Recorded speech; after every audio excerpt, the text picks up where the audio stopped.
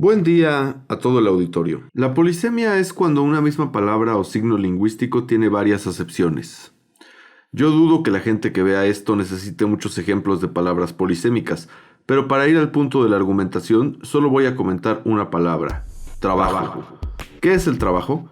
Veamos, según la RAE, el trabajo es todo esto que vemos aquí. Ya. Pero resulta que si nos vamos a un libro de física de bachillerato, nos encontraremos con que trabajo es una magnitud escalar que se representa con la letra W, que es igual al producto de la fuerza por el desplazamiento. Y en economía se nos dirá que es un factor de la producción, junto con el capital, la tierra y la tecnología. Con este rudimentario ejemplo vemos dos cosas. La primera, no todas las palabras pueden ser definidas por la RAE. Y la segunda, sería muy ridículo que yo dijera que solo por esto el trabajo no existe. Que porque además hay personas que llaman trabajo algo que no es productivo y entonces no se puede definir y entonces no existe, la gente lo usa mal, por ende no existe. Evidentemente nadie diría algo tan ridículo. Pero el motivo de que nadie diga algo tan ridículo es meramente político. El trabajo no es un término que quiera falsear nadie, porque nadie tiene interés en volver falsa dicha palabra. Ningún politic junkie, ningún aficionado de las ciencias políticas, politólogo, filósofo o activista de ninguna índole.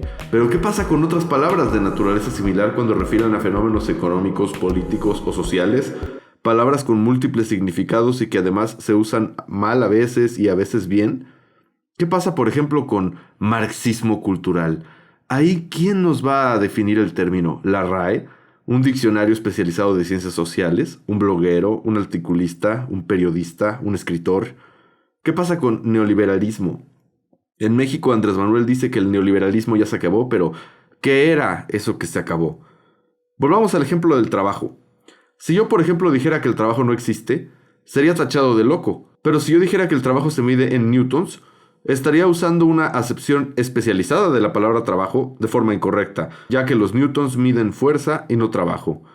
Por lo tanto, negar la existencia del trabajo por ser polisémico es un error, pero usar tramposamente una definición especializada de forma errónea, a propósito o no, es también un completo disparate. Pues lo mismo pasa con estos términos en las ciencias sociales o de la filosofía.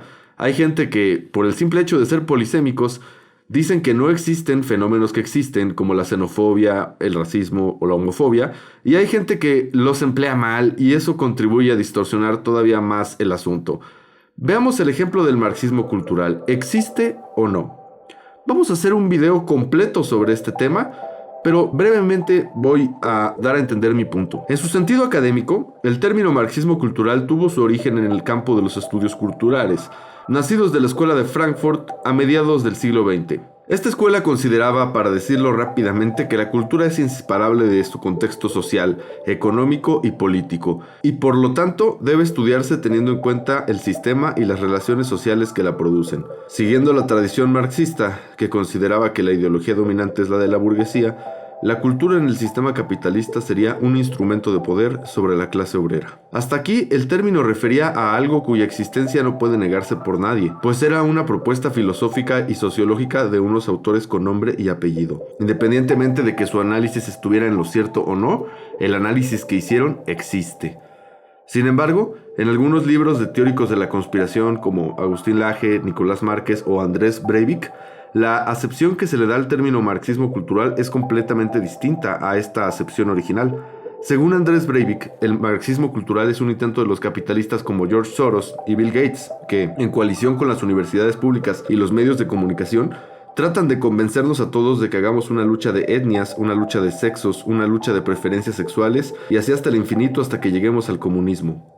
Este argumento lo repiten, aunque ligeramente matizado, Agustín y Márquez en su libro, del cual ya hicimos un video analizándolo, y también en sus videos y entrevistas nos ofrecen una visión similar a la de Breivik. Aquí es donde se puede poner en duda la existencia de esta segunda acepción de este fenómeno, irónicamente hoy en día más popular, del término marxismo cultural. Pero ¿por qué la existencia de esta segunda acepción sí la podemos poner en duda y la primera no?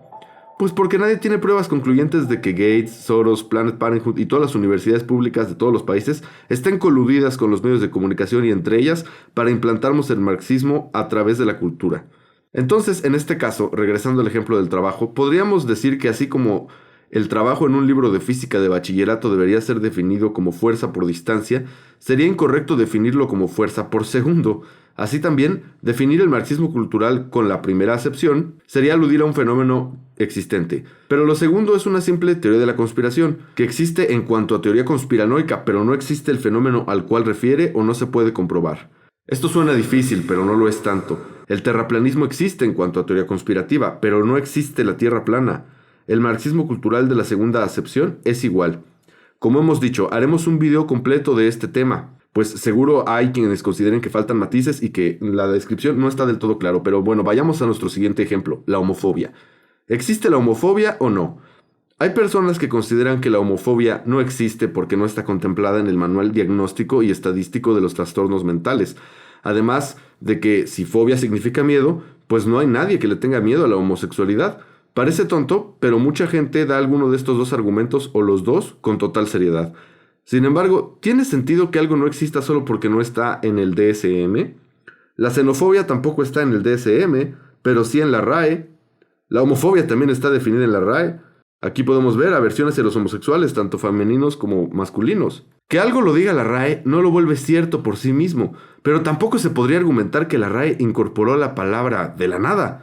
Si un fan de Andrés Breivik ve este video, quizás piense que la RAE fue corrompida por los chairos, los mamertos, los comunistas y por Bill Gates, pero de nuevo eso es incomprobable. Los ejemplos de asesinatos o golpizas a homosexuales han estado muy bien documentados a lo largo de la historia y continúan sucediendo, aunque afortunadamente cada vez menos. También se podría argumentar, por ponernos muy breivikianos o marquesesianos, que esas golpizas son síntomas de una mala educación y que es el marxismo cultural el que nos ha hecho creer que hay una aversión a los homosexuales. Pero de nuevo, esto es incomprobable y por tanto descartable. También le tendremos que dedicar un video completo a este tema. Pero vayamos a un tercer ejemplo, que sería el más interesante de los tres, pues es de los tres el peor empleado, tanto por izquierdas, derechas, gente que habla por hablar, gente ajena a la política, políticos y activistas de toda índole, el neoliberalismo.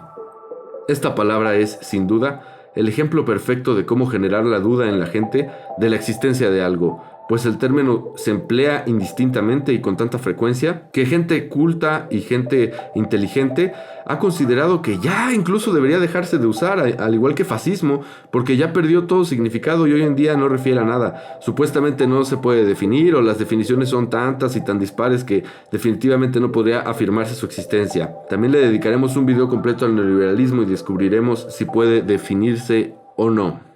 El siguiente video hablará sobre marxismo cultural y después trataremos también un poco de estos temas que estamos proponiendo en esta reflexión. Así que suscríbanse porque los vamos a tratar a detalle y con una investigación profunda.